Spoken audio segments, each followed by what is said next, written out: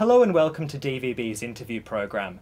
I'm Angus Watson and I'm here with Naw Zipporah Sein, the Vice President of the Karen National Union and the leader of the senior delegation, negotiating a ceasefire with the government. Naw Zipporah Sein, thank you for being with us today. I'd like to start by speaking about the ceasefire process as it stands. Your team of ethnic negotiators will meet the government next week in Rangoon. What will you prioritize at that meeting? The priorities of our meeting for the senior delegation for national ceasefire, and our priority is to talk about and to discuss about the NCA text.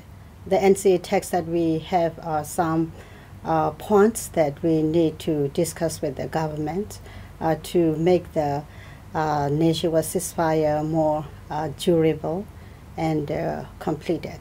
Both sides have suggested that they want the ceasefire to be signed by the election, which we know is going to be on November the 8th. Does that mean you're close to being ready?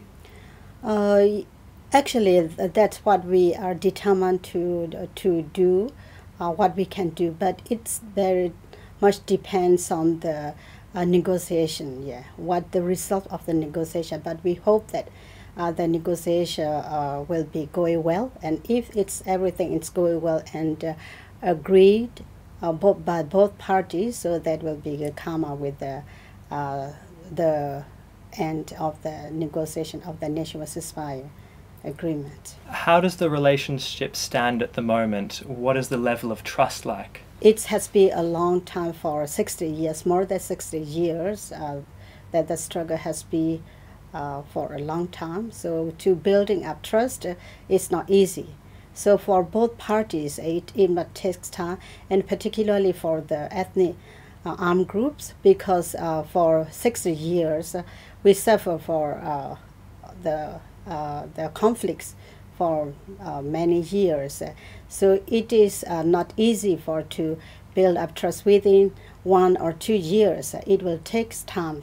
And particularly also by building trust, we also have to look at the actions, not only words. So we have to be careful also, and we make sure that whatever the government said to us and what the government work for that. And so it is very important what the actions. There's fighting at the moment in Kachin state. There's also fighting in Karen state in eastern Burma. Has that affected trust? Actually, this is make us adoptable, because we try to see that the ceasefire should be happen in all the countries, and particularly we are working on the national ceasefire agreement, and as we want to go through the national ceasefire and also want to go to complete and to get the final draft. And this is not only on the text in the national ceasefire text. We also want to see the ground, what happening in the ground, and so the fightings that still broken up in the northern parts of Burma, and as well as not in the Karen state. So it makes more worried and concerns about the ceasefire process as well as the national ceasefire. What is the Karen National Union's view of the fighting between the DKBA, the Democratic Karen Benevolent Army, and the government that's continuing now? For the Karen National Union, as we want to see then the ceasefire in the Karen state, and not only in the Karen state as well as in the whole countries, and we work on that, and we committed. We are commitment to work for the ceasefire and to get the durable ceasefire, and to get also the national ceasefire in the countries. So when the fighting broke out again, this situation, we also feel worried about more, and we worry that it will be impact to the national ceasefire. The fighting that's gone on recently in Karen state between the DKBA and the government has focused on the Asian Highway, a massive infrastructure project. How will projects such as these or perhaps dams, be affected by the ceasefire? How will the armed groups across the country and the government share resources after a ceasefire is signed? I think it is very the important point also that we need to discuss about within ours and between the Karen, the KNU, and also with the between the governments, because we worried about also like some development project that has been done before the durable ceasefire and before the political settlement. There will be conflicts, and now it's happening right now in the Asian highways. So we try to think about how to solve these problems. The ethnic leaders in negotiations have made some concessions. They've gotten some things that they've asked for. The government has been very strong on the topic of the Kokang, the Arakan Army, and the Palong TNLA. Is it possible that ethnic armed groups, or that your senior delegation, would facilitate a signing of the ceasefire without these groups? Would you leave them behind? In our last ethnic armed groups leaders summit, we agreed that all inclusive in the signatory of the nationwide ceasefire, and because we feel that it is very important for the unity of the ethnic people, and we are united. For the three groups, they are willing to sign the nationwide ceasefire. They are willing to be part of the nationwide ceasefire signatory process, and also they are working for the nationwide ceasefire. They are part of the NCCT. For the NCCT has negotiated with the government for 70 months, and these groups are part of that process. So what we want is all the ethnic armed groups to be part of the NCA process, because it is important. When some armed groups left behind, we concerned about that. If the fighting will be broke up again, and it doesn't mean that the fighting had ceased all over the countries.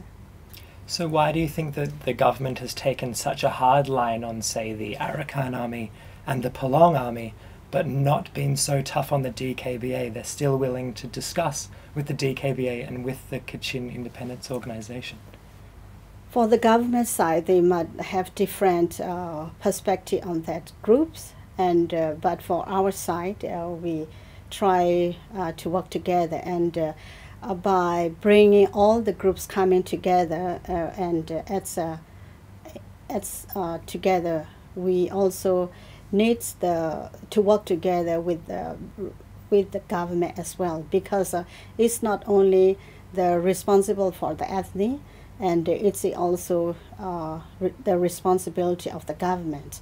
So for bringing the groups together, it is both parties' responsibilities. I see. So political dialogue is yet to come. It's destined to take place after a ceasefire is signed. How will the political dialogue take shape? How many people or delegates will be involved, and who will be invited to the table? This regarding the political dialogue process, I think that we have different groups and different parties that they develop their political framework. But the important part is for the political for people to involve in the political parties, political process discussion. Is it the government, including the military, and the ethnic armed groups, and as well as the political parties. So through these main three groups should be part of the political dialogue process. What about civil society organizations and non-government organizations? Could they be part of the dialogue? Yes, they also have the part of the dialogue, yes. I see. So how will the political dialogue handle very serious issues like displaced people, demilitarization of ethnic areas, and landmine clearance? I think it's need to be discussed further about it, and it has to go with the political dialogue and the process. I see. So the election's coming up. We might have a new president of Burma next year. We might have an entirely new government. The ruling party may no longer hold sway. The political dialogue will come perhaps under a new regime. How will the next government take over from the peace process? This is what we're concerned about that, because we are not sure who will win the election and who will be the next government, like who will be the president for the next government. And the other concern is also about that we know that the coming government will be the same government, because they will go under the 2008 Constitution.